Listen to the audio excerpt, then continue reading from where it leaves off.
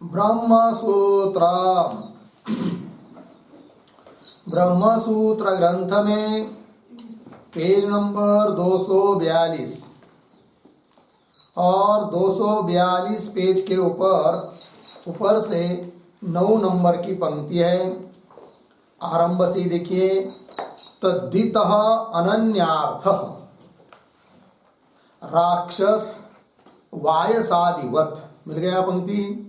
तो चलिए, तो बात यह चल रही है कि प्रथम अध्याय द्वितीय पाद और द्वितीय पाद का यह सप्तम अधिकरण है और इस अधिकरण का विचार विषय वाक्य है आत्मानं वैश्वानरम उपासते। ठीक है। तो इस वाक्य में आया हुआ जो वैश्वानर शब्द है, तो उस वैश्वानर शब्द का क्या अर्थ है, इस बात का निर्णय करने के लिए इस अधिकरण की प्रवृत्ति हुई है। तो पूर्व पक्षी का खंडन करके सिद्धांतियों ने सिद्ध किया क्या कि वैश्वानर शब्द का अर्थ परमात्मा ही है, इस बात को बताया। अब वैश्वानर शब्द का अर्थ यदि परमात्मा है तो शरीर के अंदर स्थित है इत्यादि जो बात बताई है वो कैसे, ये प्रश्न उठा था। तब बताया गया था कि शरीर के अंदर विद्यमान जो जाठराग्नि है वो शरीर के अंदर तो है, किंतु वैश्वानर शब्द का अर्थ वह जाठराग्नि नहीं है, अपितु परमात्मा ही है। फिर जाठराग्नि क्यों बताया, खोलो जाना। तो जाठराग्नि को प्रतीक मानकर अथवा जाठराग्नि को उपाधि मानकर वो बात बताई है, किंतु वैश्वानर शब्द का अर्थ तो परमात्मा ही है, इस बात को बताया।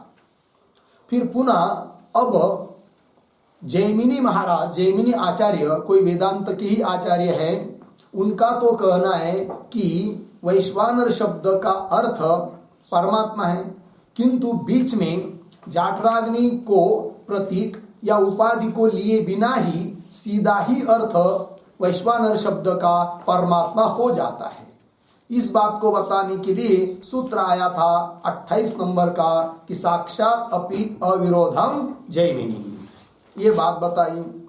तो फिर वैश्वानर शब्द का सीधा अर्थ परमात्मा कैसा हो जाता है, इस बात को बताने के लिए वैश्वानर शब्द की व्युत्पत्ति बताई थी 3 तरह से। तो पहली विश्वश्चायम नरश्चेति एक विश्वानरः, दूसरा विश्वेशाम वा अयम नरः विश्वानरः, अथवा विश्वे वा नराः अस्य इति विश्वानरः, ये बात बताई। उनका अर्थ कल बताया था। और विश्वानर शब्द का अर्थ फिर परमात्मा ही है। पुनः प्रश्न आया कि शब्द तो विश्वानर आप बता रहे हो कि विश्वानर शब्द का अर्थ परमात्मा है, जबकि श्रुति में वैश्वानर पद आया हुआ है, तो दोनों शब्दों में तो अंतर हुआ। तब बताया गया कि विश्वानर एव वैश्वानर, जो विश्वानर है वही वैश्वानर है, क्योंकि विश्वानर शब्द को तद्धित संज्ञक अन प्रत्यय हुआ है और आदि अज को वृद्धि हुई है, तब रूप बना वैश्वानर। और यह जो तद्धित प्रत्यय हुआ है वह किसी अन्य अर्थ में नहीं हुआ है, अपितु अनन्यार्थ, न अन्यर्थ अनन्यार्थ, अर्थात स्वार्थ में तद्धित प्रत्यय हुआ है। मतलब विश्वानर शब्द का जो अर्थ है वही अर्थ वैश्वानर शब्द का है, और वैश्वानर शब्द का अर्थ परमात्मा है, वो बात बता दी। विश्वानर शब्द का अर्थ परमात्मा है, वही अर्थ वैश्वानर शब्द का है, ये बात बताई। तो बोलेंगे, तो फिर कोई पूछेगा कि स्वार्थ में प्रत्यय होता है, इसके लिए उदाहरण क्या? तो उदाहरण 2 दिए, राक्षस वायसादिवत इत्यादि। लग गया। अब यहाँ पर तद्धित अनन्यार्थ ये जो आया है उस पर एक टिप्पणी थोड़ी लिखते हैं हम लोग, फिर आगे चलेंगे। तो चलिए, शब्द है अनन्यार्थ, तो अनन्यार्थत्वम बराबर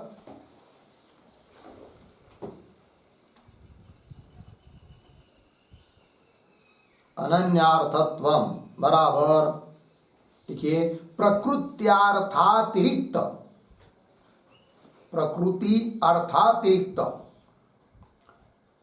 प्रकृत्यार्थातिरिक्त अर्थशून्यत्वम,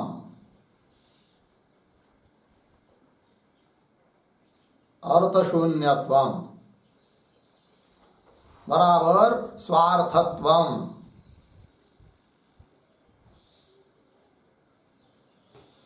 कौंस में लिखिए अत्र प्रत्ययार्थः, अत्र प्रत्ययार्थः प्रकृत्यर्थातिरिक्तः, प्रकृत्यर्थातिरिक्तः नास्ति इत्यर्थः।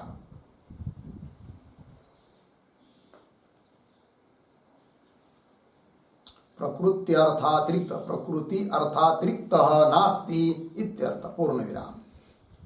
आगे रक्षः एव राक्षसः,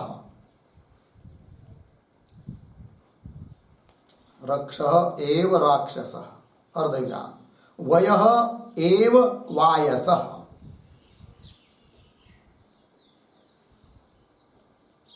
इत्यत्र यथा,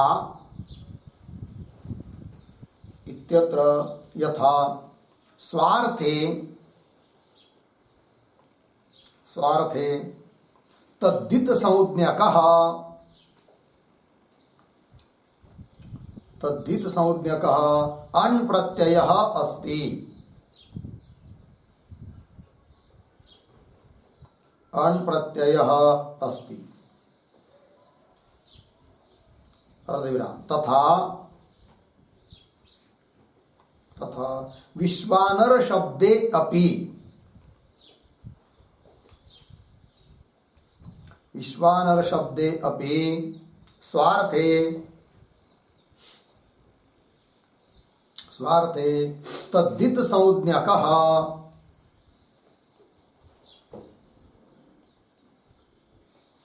तद्धित संज्ञकः अन् प्रत्ययं कृत्वा, अण प्रत्ययं कृत्वा वैश्वानर शब्दः सिद्ध्यति, वैश्वानर शब्दः सिद्ध्यति पूर्णविराम। तथा च, तथा च नरे संज्ञायाम, नरे संज्ञायाम पाणिनि सूत्र है 6-3-129, 6-3-129 इति सूत्रेण, इति सूत्रेण नर शब्द परे सति, नर शब्द परे सति विश्व शब्दस्य, विश्व शब्दस्य दीर्घता जाता अस्ति, दीर्घता जाता अस्ति। ठीक है, अर्थ देखिए। तो मूल में पद आया हुआ है अनन्यार्थ, तद्धित अनन्यार्थ, तद्धित प्रत्यय अनन्यार्थ में है। अनन्यार्थ मतलब क्या, वो लिख के दिया। तो प्रकृति अर्थातिरिक्त, प्रकृति जिसको प्रत्यय जोड़ते हैं उसको प्रकृति कहते हैं। जैसे विश्वानर शब्द को तद्धित संज्ञक अन प्रत्यय जोड़ा तो विश्वानर प्रकृति हुआ, और विश्वानर शब्द का जो अर्थ है वही अर्थ प्रत्यय लगाकर बने हुए शब्द का भी है। और विश्वानर शब्द का अर्थ परमात्मा, ये 3 प्रकार की व्युत्पत्ति देकर बता दिया है। अतः वैश्वानर शब्द का अर्थ भी परमात्मा ही है। तो देखो भाई, तो प्रकृति अर्थ से अतिरिक्त अर्थ शून्यत्व, अन्य अर्थ न रहना, यही है अनन्यार्थ। एक शब्द में कहना हो तो स्वार्थ, स्वार्थ में प्रत्यय होते कुछ, अर्थात प्रकृति प्रत्यय का अर्थ जो है वो प्रकृति अर्थ से अतिरिक्त नहीं है, ये मतलब हुआ। अब उदाहरण, जैसे कि रक्षस शब्द है और रक्षस शब्दों को अन प्रत्यय होकर रूप बन जाता है राक्षस। तो जो भी अर्थ रक्षस शब्द का होगा वही अर्थ राक्षस शब्द का है। उसी प्रकार वयस को भी अण प्रत्यय होकर वायस बना। जो अर्थ वयस शब्द का है वही अर्थ वायस शब्द का है। उदाहरण के लिए बताया। तद्धित सौम्य स्वार्थ में तद्धित प्रत्यय कैसे होते हैं इस बात के लिए केवल उदाहरण है, ठीक है, उसके अर्थ का मतलब यहाँ पर नहीं है।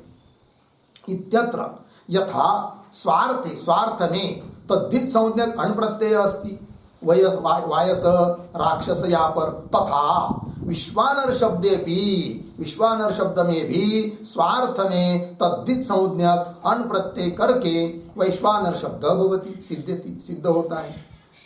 और विश्वानर तो मूल शब्द है विश्व नर, तो विश्व शब्द में अंतिम अ को आ हुआ दीर्घ विश्वा, वो कैसे हुआ? तो उसके लिए सूत्र आता है पाणिनि का, क्या? नरे संज्ञाया। नर शब्द परे रहते पीछे के शब्द को दीर्घ हो जाता है, तो विश्व शब्द में जो अंतिम आकार उसको दीर्घ हुआ तो विश्वा बना, तो विश्वानर, फिर तद्धित प्रत्यय होकर वैश्वा नर। चलिए आगे, आइए मूल में तद्धित अनन्यार्थ राक्षस वायसादिवत, ठीक है। अब आगे चलते हैं।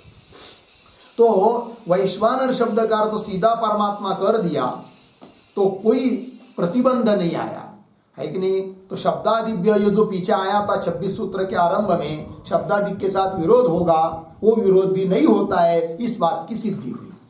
किंतु वहां पर आदि शब्द से और एक पद शब्द लिया गया था अग्नि, तो अब अग्नि शब्द के साथ भी विरोध नहीं है, इस बात को सिद्ध करने के लिए आगे का भाष्य आ रहा है।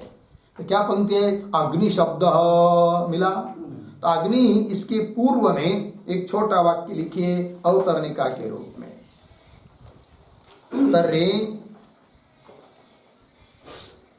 तर्हि उद्धरण चिन्ह में स एष अग्नि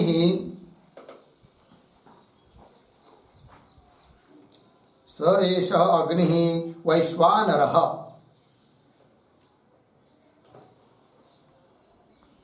वैश्वानरः उद्धरण चिन्ह बन इत्यत्र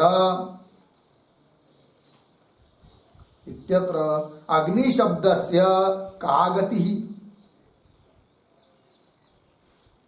अग्नि शब्दस्य का गतिः इति आह अग्नि शब्द इति, ठीक है। तो कोई पूछेगा कि भाई स एष अग्नि वैश्वानर, तो वैश्वानर शब्द का अर्थ तो परमात्मा कर दिया, किंतु हम तो समझते थे अग्नि शब्द भी वहां पर आया है, तो अग्नि मतलब जाठराग्नि में प्रवृत्त हुआ है कौन? वैश्वानर शब्द, किंतु आपने तो वैश्वानर शब्द का अर्थ परमात्मा कर दिया, कोई बात नहीं। किंतु उसके पास में पड़ा हुआ है अग्नि शब्द, उसका क्या अर्थ करोगे? फिर कैसी संगति लगाओगे? जरा बताओ तो। अग्नि शब्द की गति संगति कैसी होगी? तब बता रहे भगवान भाष्यकार मूल पंक्तियों में। तो अग्नि शब्द अपि अग्रणित्वादि योगाश्रयणेन परमात्म विषय एव भविष्यति। भगवान भाष्यकार कहते हैं कि अग्नि शब्द का अर्थ भी परमात्मा है। बोलेंगे वो कैसे? तो उसकी भी उत्पत्ति बतानी पड़ेगी, ठीक है। तो अग्नि शब्द अपि अग्रणित्वादि योगा, अग्रणी इत्यादि अर्थ में योगार्थ करेंगे अग्नि शब्द का, तब अग्नि शब्द का अर्थ भी परमात्मा ही हो जाएगा। अब वो कैसी उत्पत्ति बनती है अग्नि शब्द की, तो थोड़ा लिख लेते हैं हम लोग।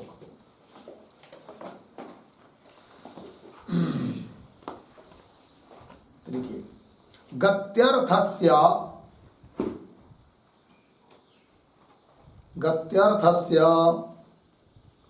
अगी धातो हो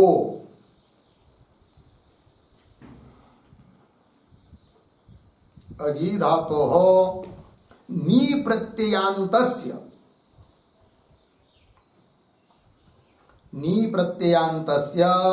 रूपम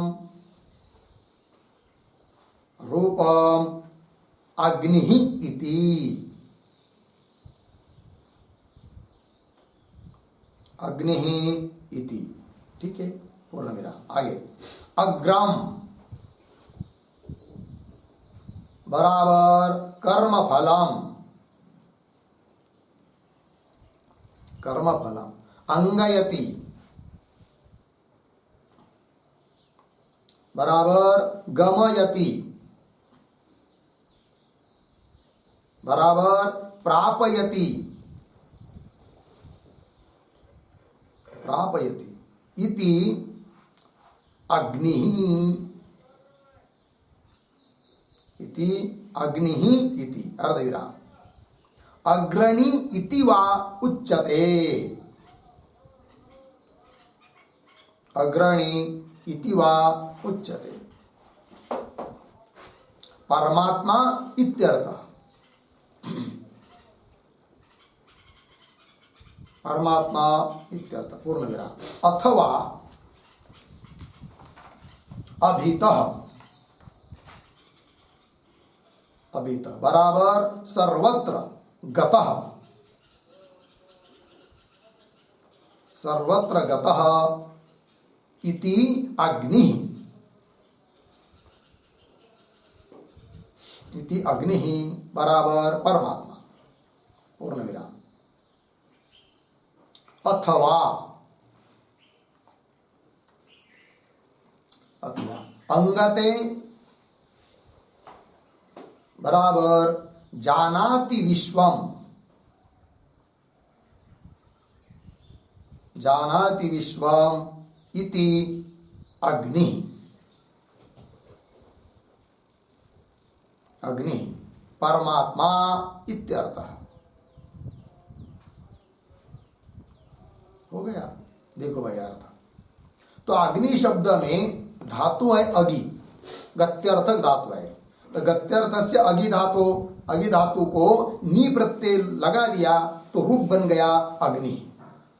फिर उसकी उत्पत्ति अग्रम, अग्रम का अर्थ कर दिया कर्म फलम, कर्मों का फल। जीव जो कर्म करते हैं उन कर्मों का फल जो प्राप्त करा देता है उसको कहते हैं अग्नि। तो वो कौन है ऐसा? परमात्मा। अतः अग्नि शब्द का अर्थ परमात्मा हो जाता है।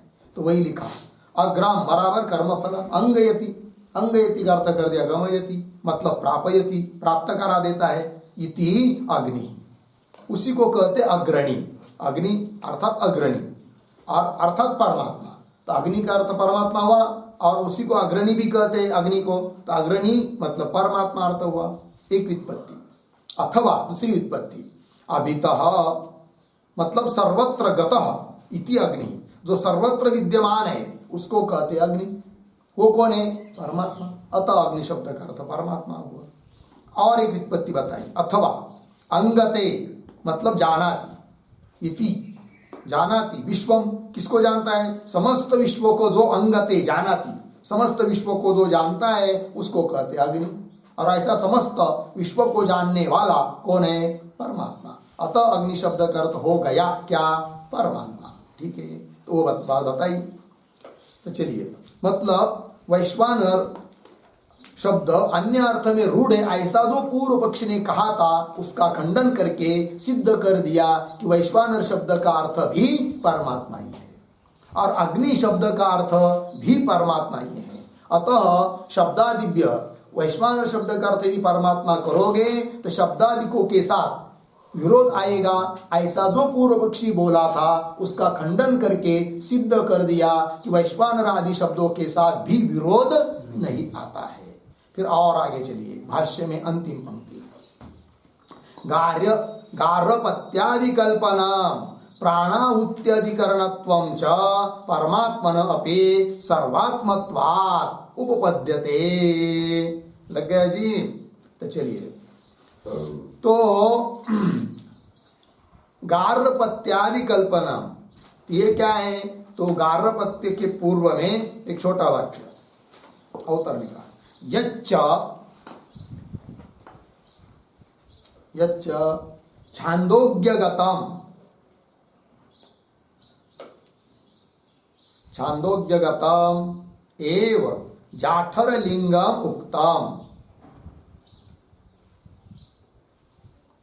जाठरलिंगम उक्तम तत्र आह,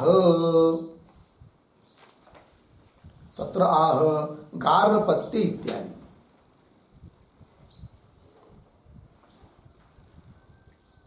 देखिए भाई, तो पूर्व पक्षी ने कहा था कि छांदोग्य उपनिषद में गार्हपत्य अनिवार्य पचन इत्यादि करके अग्नियों का भेद बताया है। और उसका आधार लेकर यहाँ पर भी बताया था कि अग्नि शब्द का अर्थ जाठराग्नि करना ही उचित है।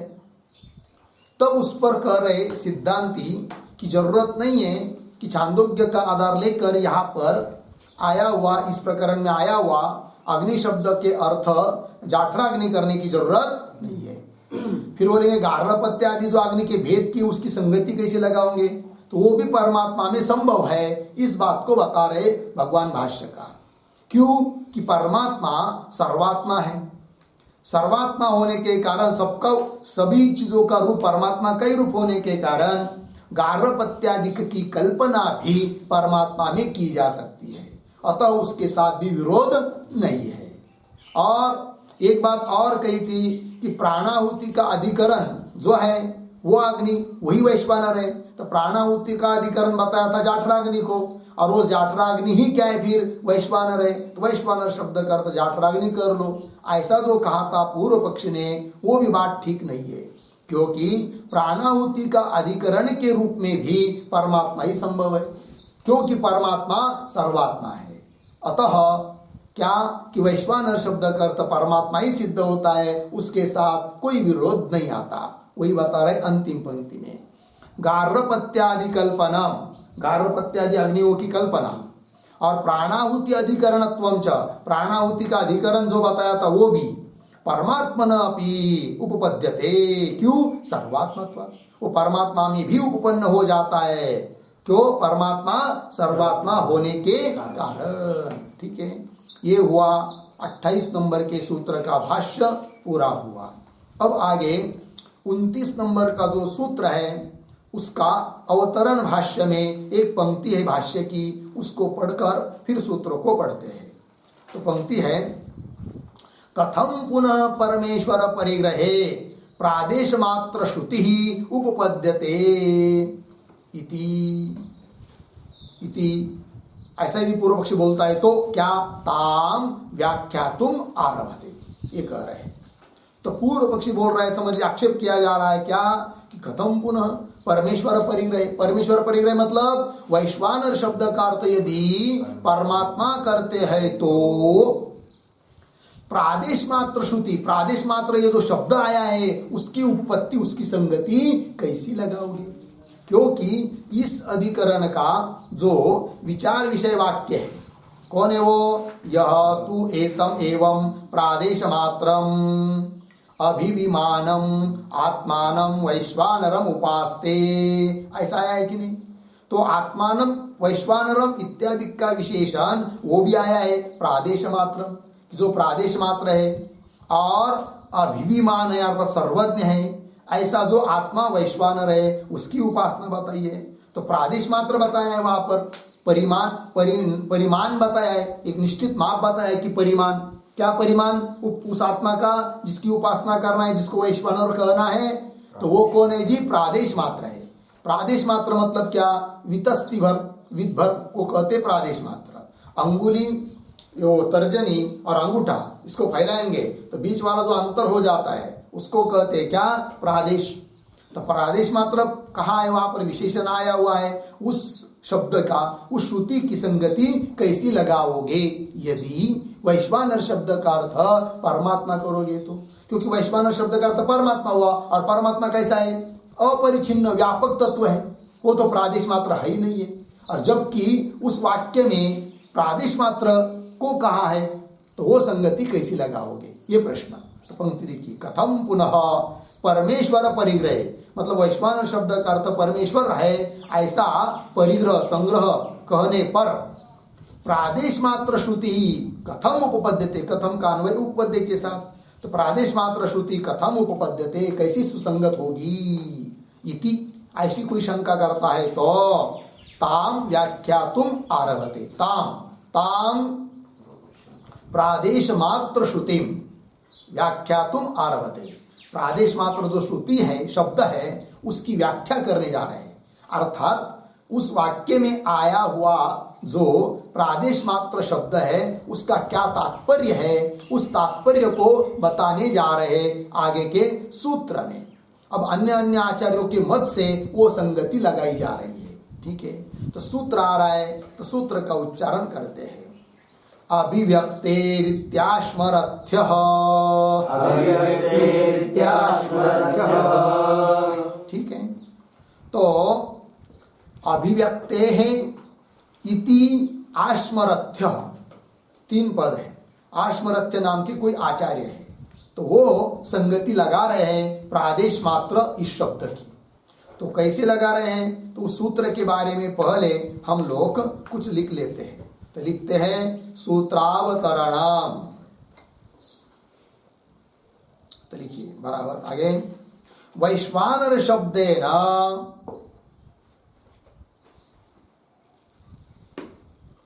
वैश्वानर शब्देन परमात्मा परिग्रहे,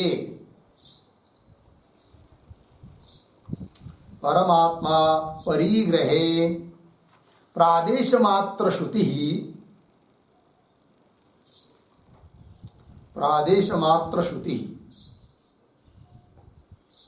कौंस में लिखिए उद्धरण चिन्ह में, प्रादेश मात्रम अभिविमानम,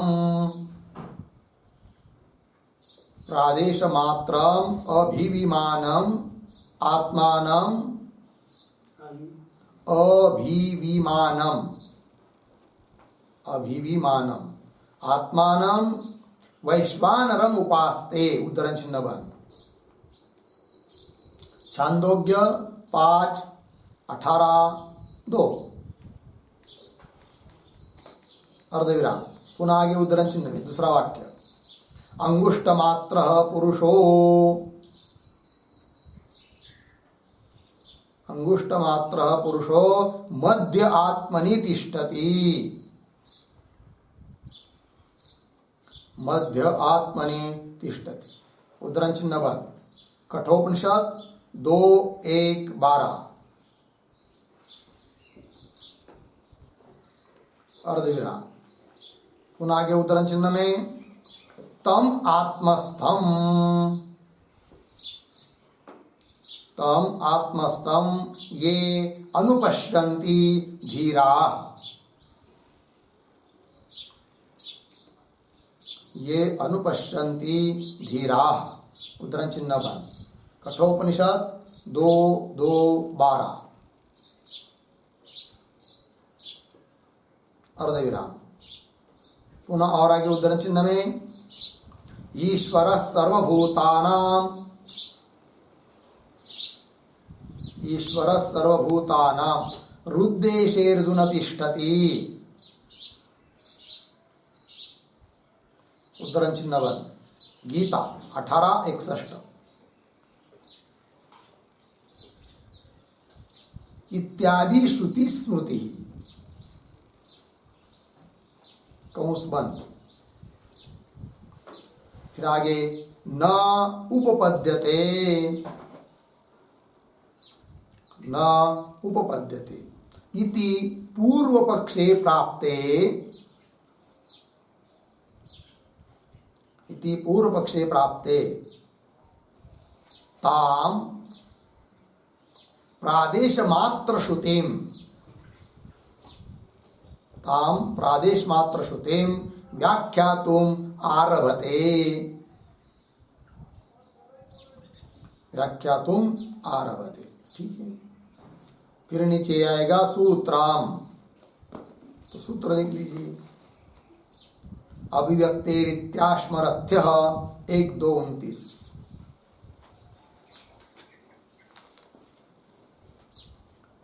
ठीक है।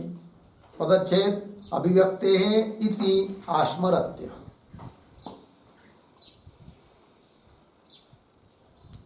तो पहले इतने का थोड़ा अर्थ देख लेते हैं, फिर पदार्थोक्ति को बताते हैं। तो पूर्व पक्षी बोल रहा है कि वैश्वानर शब्द है ना, वैश्वानर शब्द से यदि परमात्मा का आप ग्रहण करोगे तो परमात्मा परिग्रहे प्रादेश मात्र श्रुति ही, फिर कौन के आगे आया है शिव अंतिम में न उपपद्यते, मतलब प्रादेश मात्र श्रुति की उपपत्ति नहीं होगी। तो कौन है वो प्रादेश मात्र श्रुति, वो आपको लिख के दिया बीच में कौंस में, तो 2-4 वाक्य लिख के दिया। तो पहला तो ये हुआ जो कि इस अधिकरण का विचार विषय वाक्य है।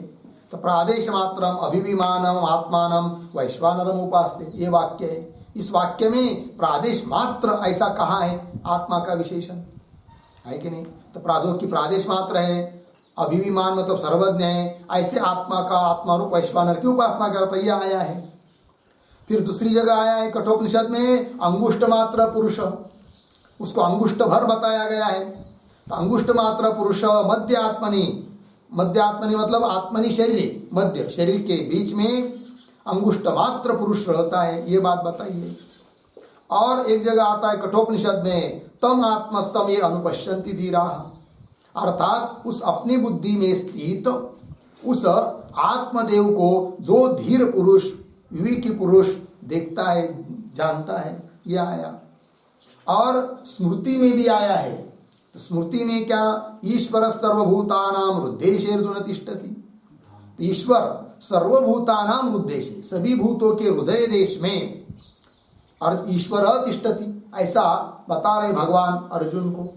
तो मतलब क्या, तो अल्प परिमाण परादेश मात्र बताया है परमात्मा को, तो उपपत्ति कैसी होगी, ये पूछ रहा है पूर्व पक्षी। तो न उपपद्यते, ऐसा पूर्व पक्ष प्राप्त होने पर ताम प्रादेश मात्र श्रुति, वो जो प्रादेश मात्र श्रुति है उसकी व्याख्या तुम व्याख्यान करने के लिए अब आरंभ कर रहे सूत्र के माध्यम से। तब सूत्र आया अभिव्यक्तिरित्याश्मरथ्य, फिर उसका पदच्छेद हुआ। अब आइए नीचे पदार्थोक्ति ही, तो प्रतीक है अभिव्यक्ते है, अभिव्यक्ते बराबर सर्वगतस्य अपि परमात्मनः, सर्वगतस्य अपि परमात्मनः प्रादेश मात्रत्वम्, प्रादेश मात्रत्वम् उपपद्यते, उपपद्यते पूर्ण विराम, कौंस में लिखिए कुतः प्रश्न चिन्ह, और आगे की तरफ बांध देकर कौंस बंद। फिर आगे आ रहा है अभिव्यक्ते है पूर्ण विराम। आगे हृदयादिषु, हृदयादिषु प्रादेश मात्र स्थानेषु, प्रादेश मात्र स्थानेषु उपलब्धि स्थानेषु, उपलब्धि स्थानेषु परमात्मा, परमात्मा उपासकानां अनुग्रहाय,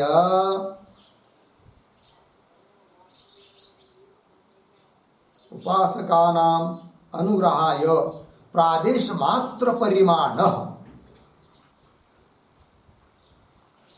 प्रादेश मात्र परिमाणः अभिव्यज्यते, अभिव्यज्यते बराबर अभिव्यक्तः भवति, अभिव्यक्तः भवति पूर्ण विराम। इति अतः, इति अतः परमात्मने, परमात्मने प्रादेश मात्रत्वं संभवति, प्रादेश मात्रत्वं संभवति पूर्ण विराम। अतः, अतः न प्रादेश मात्र श्रुति विरोधः, अतः न प्रादेश मात्र श्रुति विरोधः पूर्ण विराम। आगे प्रतीक इति, इति बराबर एवं, एवं प्रादेश मात्र श्रुति ही उपपद्यते, प्रादेश मात्र श्रुति ही उपपद्यते। इति आश्मरथ्यः आचार्यः,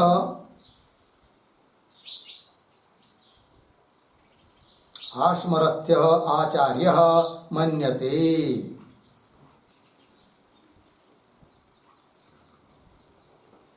मन्यते, ठीक है।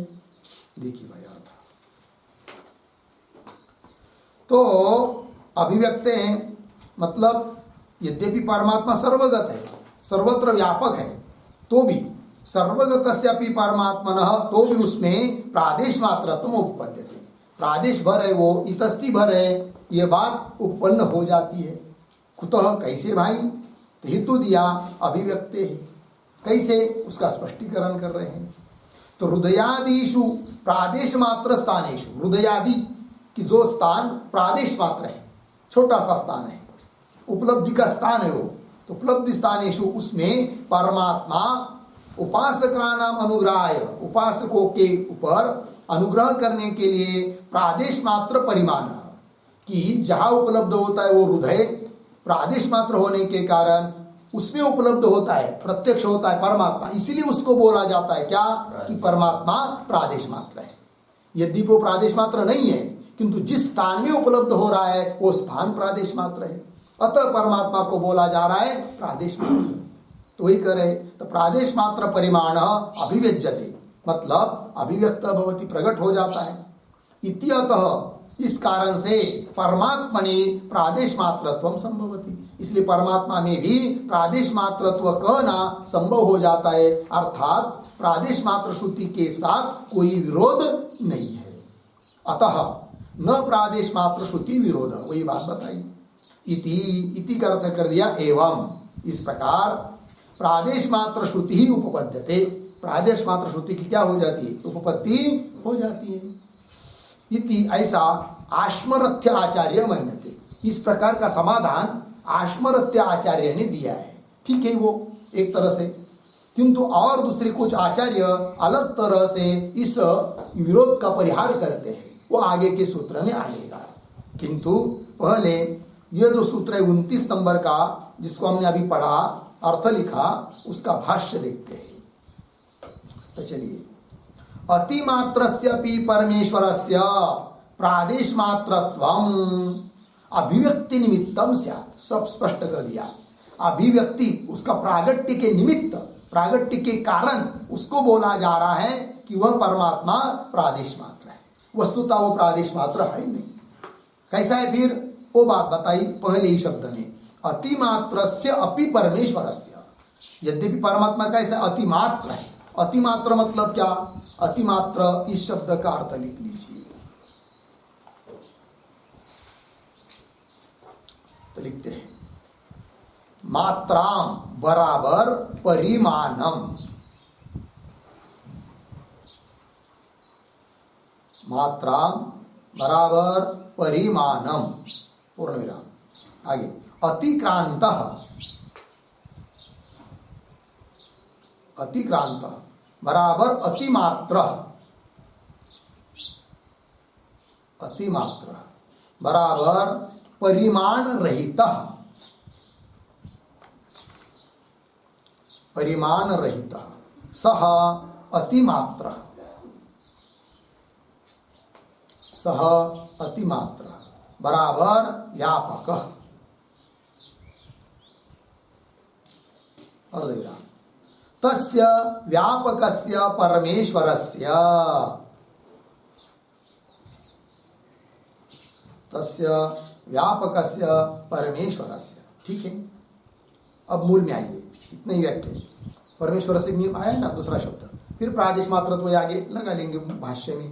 तो अर्थ देखिए, मात्रा शब्द का अर्थ होता है परिमाण, नाम है कि नहीं, यहां से यहां तक इतना ऐसा। लेकिन परमात्मा में कोई परिमाण नहीं है, इसलिए परमात्मा कैसा है? अतिक्रांत, मतलब अतिमात्र, अर्थात परिमाण रहित, सीमा रहित, मर्यादा रहित, स अतिमात्र अर्थात व्यापक। ठीक है, तस्य व्यापकस्य परमेश्वरस्य, यह अर्थ हुआ मूल में आए हुए पद का, अतिमात्रस्य अपि परमेश्वरस्य, अर्थात व्यापकस्य अपि परमेश्वरस्य, व्यापक है परमात्मा, तो भी उसमें प्रादेश मात्रत्वम अभिव्यक्ति निमित्तम स्यात्, तो भी उसमें प्रादेश मात्रत्व है। कैसे? अभिव्यक्ति के निमित्त से, क्योंकि उसकी अभिव्यक्ति प्रादेश भर हो जाती है, इतस्ति भर हो जाती है, इसलिए उस परमात्मा को कह दिया प्रादेश मात्र। ठीक है, चलिए, तो प्रादेश मात्रत्व अभिव्यक्ति निमित्तम स्यात्। आगे अभिव्यज्यते किल प्रादेश मात्र परिमाण परमेश्वर उपासकानां कृते। ये वाक्य थोड़ा अन्वय करते हैं। उपासकानां कृते परमेश्वर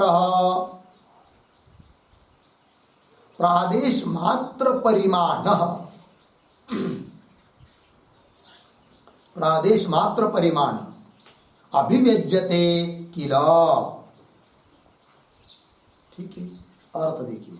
उपासकानां कृते, उपासकों के लिए परमात्मा प्रादेश मात्र परिमाण, प्रादेश भर है कि नहीं, प्रादेश रूप उपलब्ध होता है, अभिव्यक्त होता है, प्रकट होता है, इसलिए उस परमात्मा को कह दिया प्रादेश मात्र। ठीक है, एक वाक्य लिखते, इस वाक्य के ऊपर तात्पर्य बताने के लिए लिखते हैं। उपासकानां कृते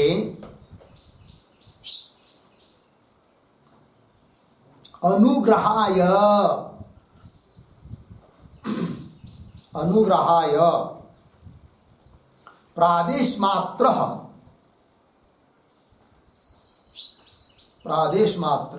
अभिव्यज्यते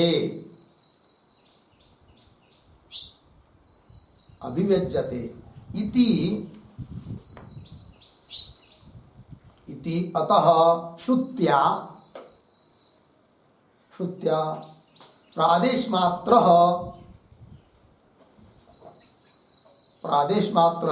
परमात्मा उच्यते।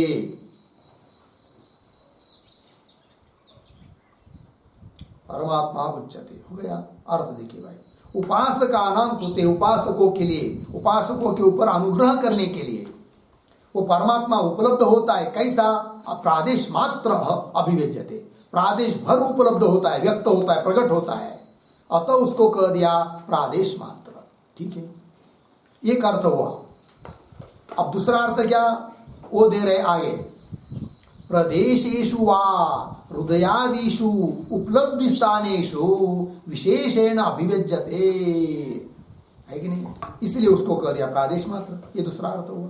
तो प्रदेशेषु वा प्रदेशेषु हृदयादिषु उपलब्धि स्थानेषु, प्रदेश मात्र ऐसे जो उपलब्धि के स्थान हृदयादिक, तो हृदयादि उपलब्धि स्थानों में विशेषेण, विशेष रूप से अभिव्यक्त होता है, प्रकट होता है, ज्ञात होता है, जाना जाता है। कौन?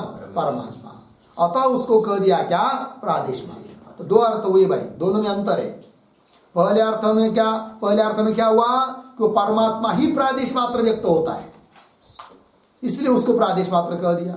और दूसरे अर्थ में परमात्मा प्रादेश मात्र उपलब्ध होता है, ये बात नहीं, उस प्रादेश मात्र स्थान में उपलब्ध होता है। हृदयादि स्थान प्रादेश मात्र है, उस प्रादेश मात्र स्थान में उपलब्ध होने के कारण उसको प्रादेश मात्र कह दिया। परमात्मा प्रादेश मात्र उपलब्ध नहीं होता है, वो तो कितना भी होगा, लेकिन वो जिस स्थान में उपलब्ध हो रहा है वो स्थान कैसा है? प्रादेश मात्र है। ये दो अर्थ हुए। प्रदेशेषु वा हृदयादिषु उपलब्धि स्थानेषु विशेषेण, विशेष रूप से अभिव्यज्यते, इसलिए उसको कह दिया प्रादेश मात्र। इस वाक्य के ऊपर भी थोड़ा एक वाक्य लिख लेते हैं। अथवा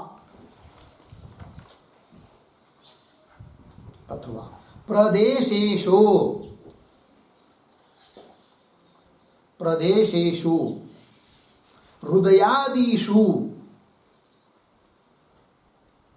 हृदयादिषु मीयते बराबर अभिव्यज्यते,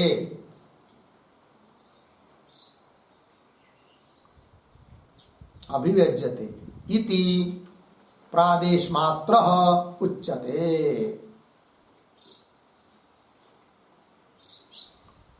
इति प्रादेश मात्र उच्यते। ठीक है, चलो भाई। प्रदेशेषु अर्थात हृदयादिषु मीयते नाम अभिव्यज्यते, इति इसलिए प्रादेश मात्र उच्यते, उसको प्रादेश मात्र कह दिया। दोनों अर्थों में अंतर समझ में आया? आगे चलिए।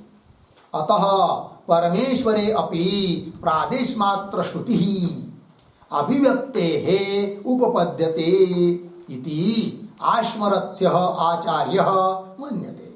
अतः इसलिए परमेश्वरे भी, परमेश्वर में भी प्रादेश मात्र श्रुति ही उपपद्यते, उपपन्न हो जाती है। क्यों? अभिव्यक्ति है, अभिव्यक्ति के कारण प्रकट होता है वो प्रादेश मात्र स्थान में, या प्रादेश मात्र रूप से व्यक्त होता है, प्रकट होता है, कि वह प्रादेश मात्र स्थान में प्रकट होता है। इसलिए उस परमेश्वर में भी प्रादेश मात्र श्रुति उपपन्न हो जाती है, सुसंगत बन जाती है, ऐसा आश्मरथ्य आचार्य मानते हैं। हो गया जी। चलिए, तो दो तरह से प्रादेश मात्र श्रुति का समाधान दिया, अर्थात प्रादेश मात्र श्रुति के साथ विरोध नहीं आता है। किंतु और एक दूसरे आचार्य जिनका नाम बादरी है, वे भी संगति लगाते हैं प्रादेश मात्र श्रुति की। तो वो कैसे लगाते हैं? तो उसके लिए सूत्र में आ रहा है, आगे के सूत्र में 30 नंबर का सूत्र। तो सूत्र का उच्चारण करते हैं। अनुस्मृतेर बादरी,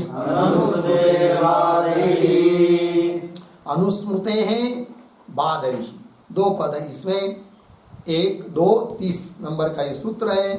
तो चलिए इस सूत्र के बारे में थोड़ा पहले लिख लेते हैं, उसके बाद भाष्य को पढ़ेंगे। तो लिखिए, सूत्रावतरणम,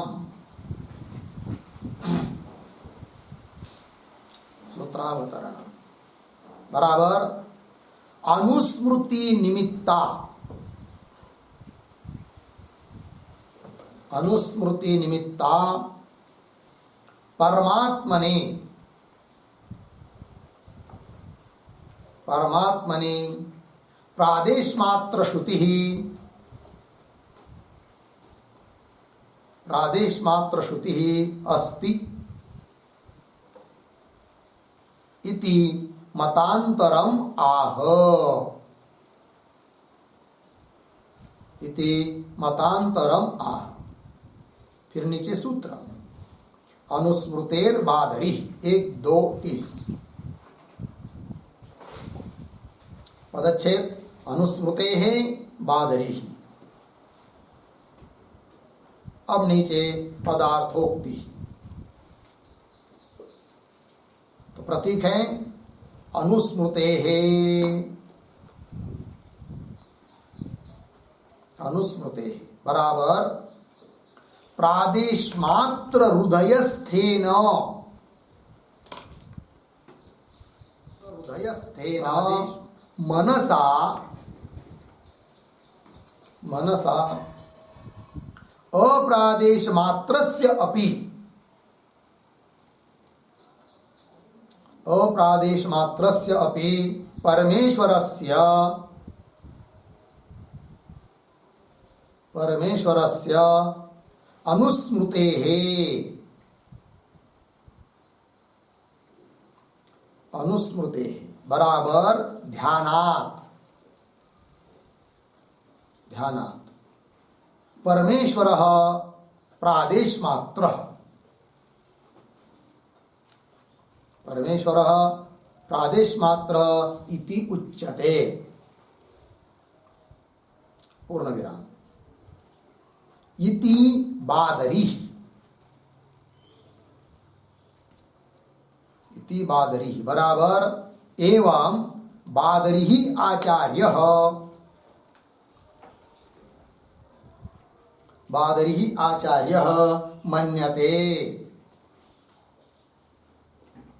मन्यते पूर्ण विराम। इति एषः, इति एषः प्रादेश मात्र श्रुतेः,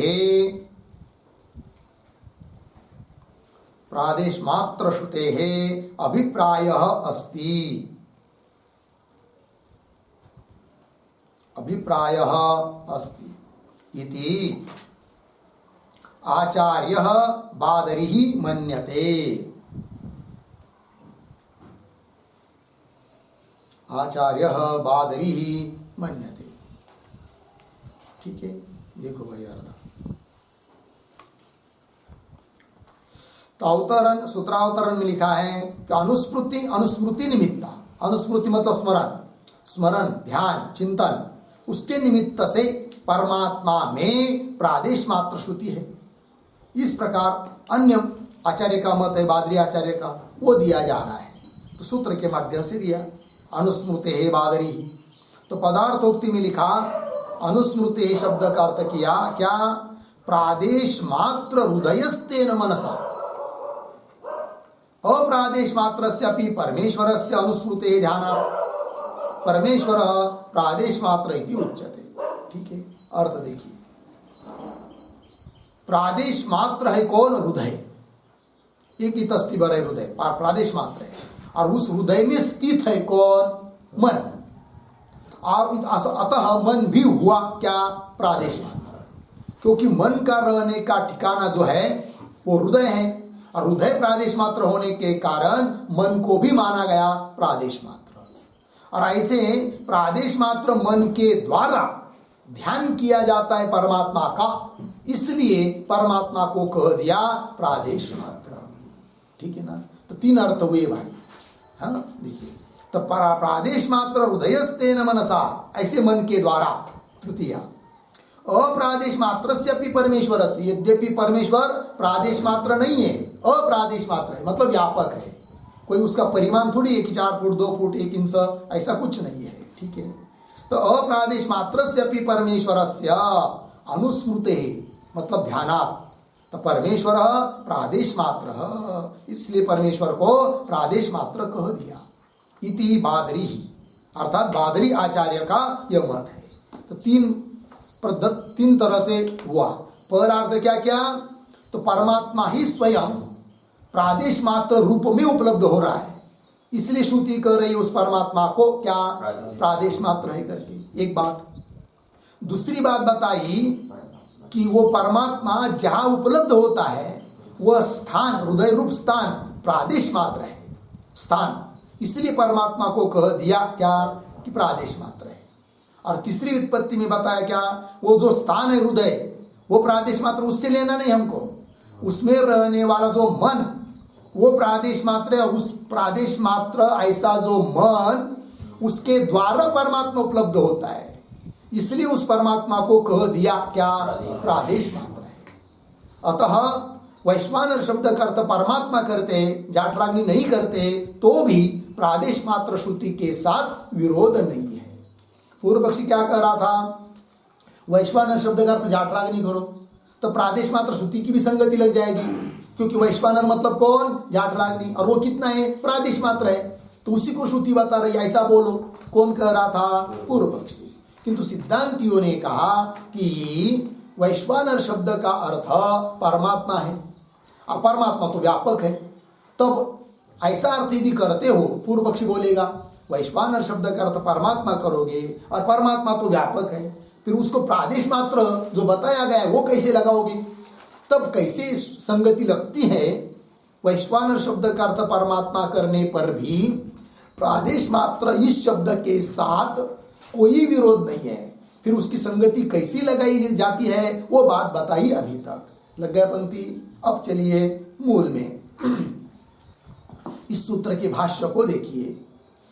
प्रादेश मात्र हृदय प्रतिष्ठेन वा अयम मनसा अनुस्मर्यते तेन प्रादेश मात्र इति उच्यते। मिल गया? शब्दों का थोड़ा अन्वय करते हैं। वा पीछे आइए, प्रादेश मात्र हृदय प्रतिष्ठेन मनसा, पीछे अयम अनुस्मर्यते, आगे सरल है, तेन प्रादेश मात्र इति उच्यते। ठीक है, अर्थ देखिए भाई। वाह वाह मतलब अथवा क्या? कि प्रादेश मात्र हृदय प्रतिष्ठेन, प्रतिष्ठेन शब्द का अर्थ होता है स्थितेन, तो प्रादेश मात्र हृदय में स्थित है कौन? मन।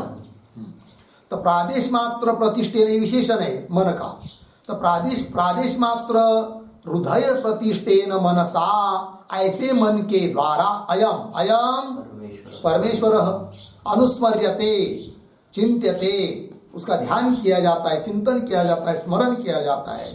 तेन, इस कारण से उस परमात्मा को बोलते हैं क्या? प्रादेश मात्र इति उच्यते। ठीक है जी। इस पर एक टिप्पणी लिखेंगे। तो लिखते हैं प्रादेशेन मनसा, प्रादेशेन मनसा मितः,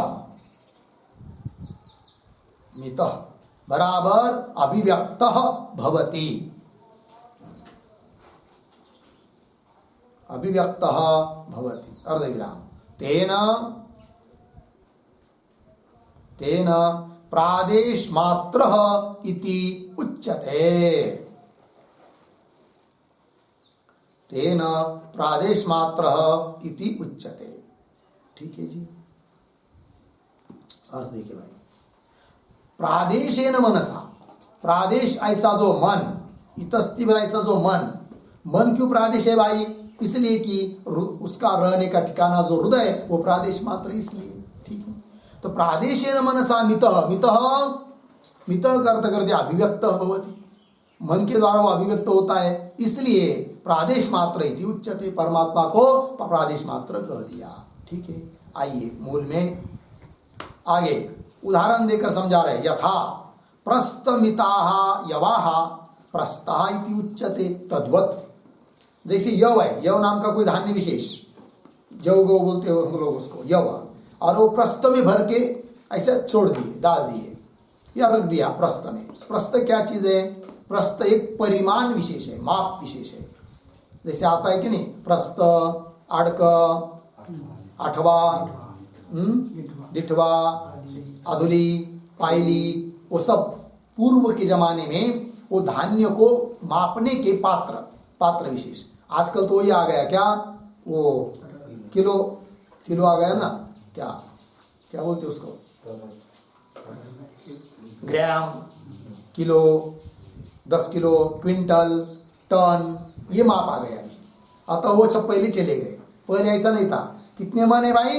25 मन धान्य हुआ, 4 मन हुआ, ऐसा बोलते थे पहले लोग, मन। अब वैसा नहीं बोलते, मन समझ में नहीं आता आजकल, क्या बोलते फिर? क्विंटल, टन, ये बोलते हैं। ठीक है, चलिए भाई, तो प्रस्तमितः यवा, प्रस्त एक आड़का भर वो प्रस्त माप रख कर रख दिया, तो क्या बोला जाता है?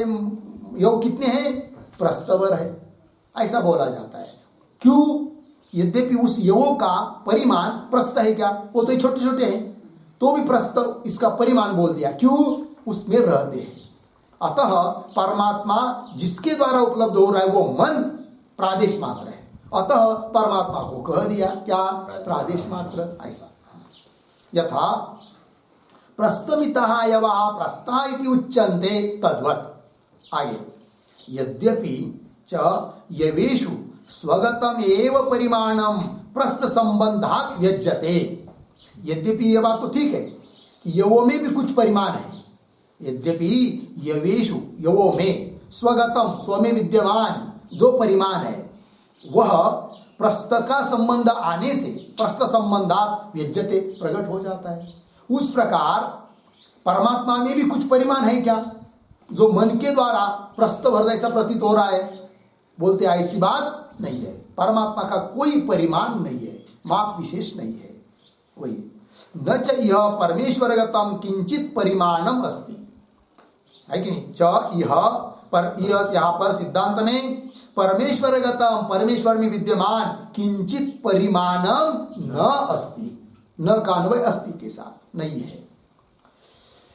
यद हृदय संबंधात व्यज्यते, ऐसा नहीं है कि जैसे यव में परिमाण है और प्रस्त के संबंध के कारण वो प्रस्त भर कह बोले जाते हैं, उस प्रकार परमात्मा में कोई परिमाण है और हृदय के संबंध से उसमें बोला जाता है, ऐसी बात नहीं है। यद हृदय संबंधात व्यज्यते, लग गया। तथापि प्रयुक्तायाः प्रादेश मात्र श्रुतेः संभवति यथा कथंचित अनुस्मरणम आलंबनम इति उच्यते। ठीक है, थोड़ा आगे के शब्दों का अन्वय। तथापि प्रयुक्तायाः प्रदेश मात्र श्रुते, यहां तक सरल है। आगे, यथा कथंचित अनुस्मरणम, उसका अर्थ कर दिया आलंबनम, पीछे संभवती इति उच्यते। ठीक है ना? यद्यपि परमात्मा में कोई परिमाण नहीं है कि जो हृदय के संबंध से व्यक्त हो रहा है, ऐसी बात नहीं है, तो भी प्रयुक्ताया प्रादेश मात्र श्रुते है, उस परमात्मा का बोध कराने के लिए प्रवृत्त ऐसी जो श्रुति, कौन? प्रादेश मात्र श्रुति।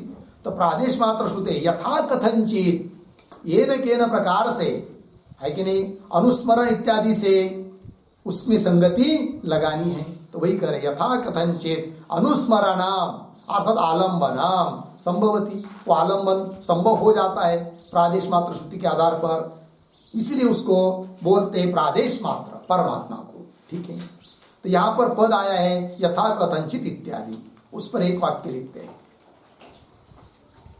स्मृति द्वारा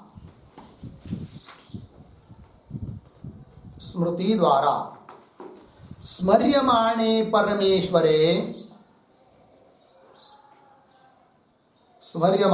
परमेश्वरे मनस्थम प्रादेश मात्रत्वं कल्पितम अस्ति। प्रादेश मात्रत्वं कल्पितम अस्ति पूर्ण विराम। तेन श्रुतेः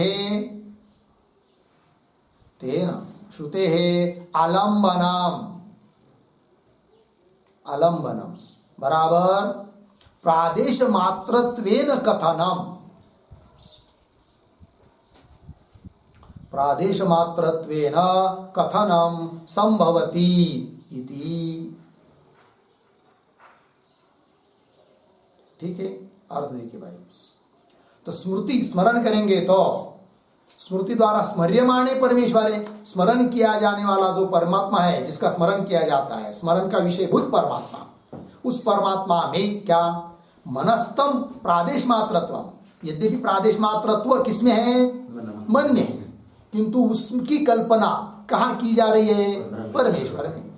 मध्यस्थम मनस्तम प्रादेश मात्रत्वं कल्पितम परमेश्वरे अस्ति। तेन श्रुतेः आलम्बनम, श्रुति का आलम्बन मतलब प्रादेश मात्रत्वेन कथनम, आलम्बन का अर्थ श्रुति का जो कथन है प्रादेश मात्र भर, ऐसा जो कथन है श्रुति का, वो भी संभव हो जाता है। ये बात लगा दी। ठीक, आइए मूल में। तथापि प्रयुक्ताया प्रादेश मात्र श्रुते, मतलब प्रादेश मात्र श्रुति की संगति इस तरह से लग जाती है। यथा कथंचित अनुस्मरणम आलम्बनम संभवति इति उच्यते। हो गया। आगे प्रादेश मात्रत्वेन वा अयम अप्रादेश मात्र अपि अनुस्मरणीयः अर्धविराम। प्रादेश मात्र श्रुत्यर्थवत्ता ही। ठीक है, थोड़ा अन्वय करते इन पदों का।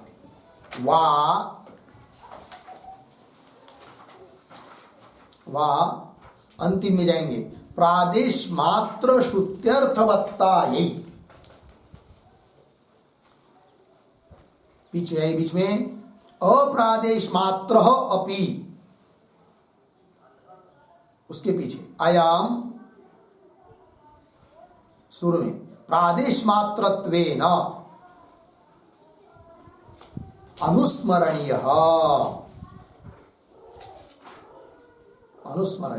ठीक है, चलिए। तो ये जो सूत्र हुआ ना 30 नंबर का, अनुस्मृते बादरी, उसका एक अर्थ तो बता दिया, अब दूसरा अर्थ बता रहे हैं। ठीक है ना जी। तो पहला अर्थ क्या बता दिया कि प्रादेश मात्र मन के द्वारा उस परमात्मा का ध्यान किया जाता है, इसलिए परमात्मा में प्रादेश मात्रत्व बताया, ये हुआ। अब दूसरा अर्थ क्या?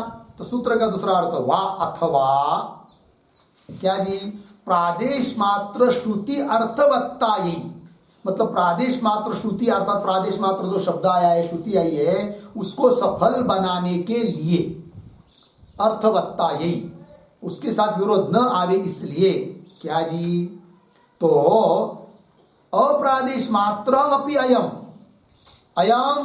परमेश्वर, यद्यपि कैसा है? अप्रादेश मात्र, प्रादेश मात्र नहीं है, तो भी प्रादेश मात्रत्वेन अनुस्मरणीय, प्रादेश भर के लिए प्रादेश स्वरूप उसका स्मरण करना चाहिए।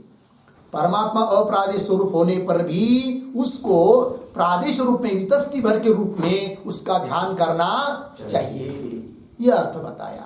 लग गया जी, अनुस्मृते है बादरी ही। ठीक है, तो फिर उस श्रुति की भी संगति लग जाती है, प्रादेश मात्र श्रुति। कोई पूछेगा भाई प्रादेश मात्र श्रुति क्यों आई फिर, यदि परमात्मा प्रादेश मात्र नहीं है तो? इसलिए कि वो प्रादेश मात्र में, प्रादेश मात्र के रूप में उसका स्मरण करने के लिए कह रही श्रुति, न कि परमात्मा प्रादेश मात्र है।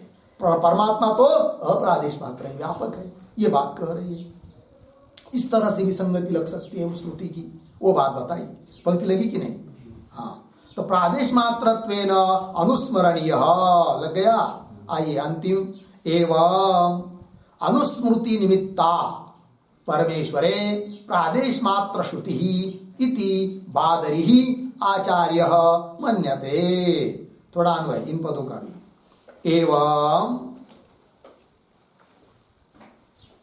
एवं प्रादेश मात्र श्रुति, उसके पीछे परमेश्वरे, पीछे अनुस्मृति निमित्ता,